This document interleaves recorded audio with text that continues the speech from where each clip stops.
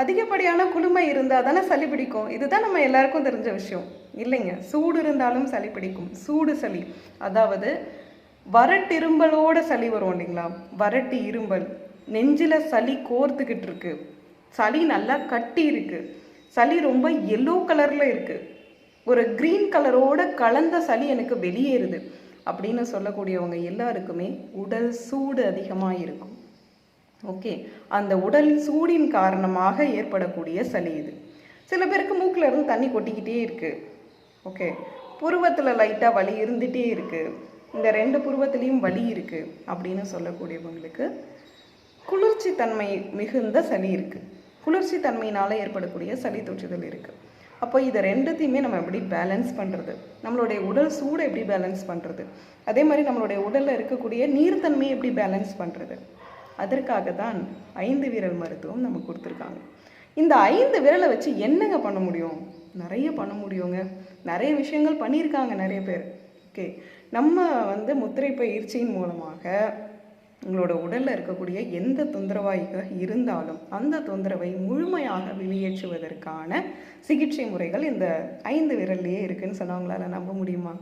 இவ்வளோ நாள் மாத்திரை மருந்துலாம் சாப்பிட்றீங்க, என்னென்னமோ பண்ணுறீங்க, ஒரு நாள் இதையும் கடைபிடிச்சு பாருங்களேன். சும்மா ஒரு நாள் ட்ரை பண்ணி பாருங்களேன், எப்படி இருக்குன்னு பாருங்கள். ஓகே, இன்னும் நிறைய முத்திரை பயிற்சிகளை பற்றின விளக்கங்கள் உங்களுக்கு நான் சொல்கிறேன். இப்போ 5 விரலில் என்ன இருக்குன்னா பஞ்சபூதங்களுடைய உள்ளடக்கம் இருக்குது. நம்மளுடைய உடல்லையும் பஞ்சபூதங்கள் இருக்குது. சொல்லுவாங்க இல்லைங்களா, அண்டத்தில் உள்ளதே பிண்டத்தில் இருக்கிறது.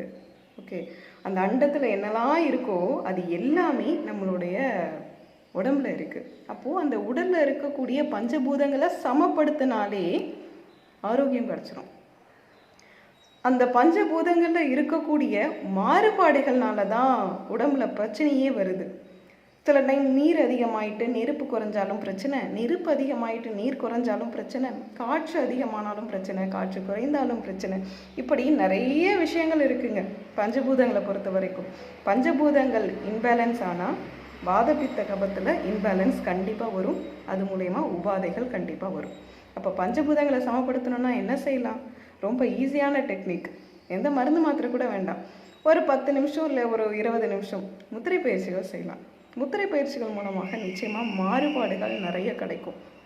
ஓகே, கழிவு நீக்க முத்ரா.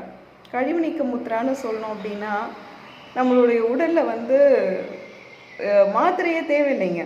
டிசென்ட்ரிக்கு மாத்திரையே போட வேண்டாம், முத்திரை பண்ணாலே போதும், டிசென்ட்ரி தன்னால் ஆகும். வேர்த்து கொட்டும், கழிவுகள் அதன் மூலமாக தான் வெளியேறும். அதிகப்படியாக யூரின் போகும். நீங்கள் என்னைக்கு அந்த முத்திரா செய்கிறீங்களோ அதிகப்படியாக யூரின் போகும், டிசென்ட்ரி ஆகும், வேர்த்து கொட்டும், இந்த மாதிரியான விஷயங்கள் எல்லாமே நடக்கும். ஏன்னா கழிவுகள் வெளியேறுவதற்கு முத்திரை பயிற்சிகள் மூலமாகவே பண்ண முடியும்.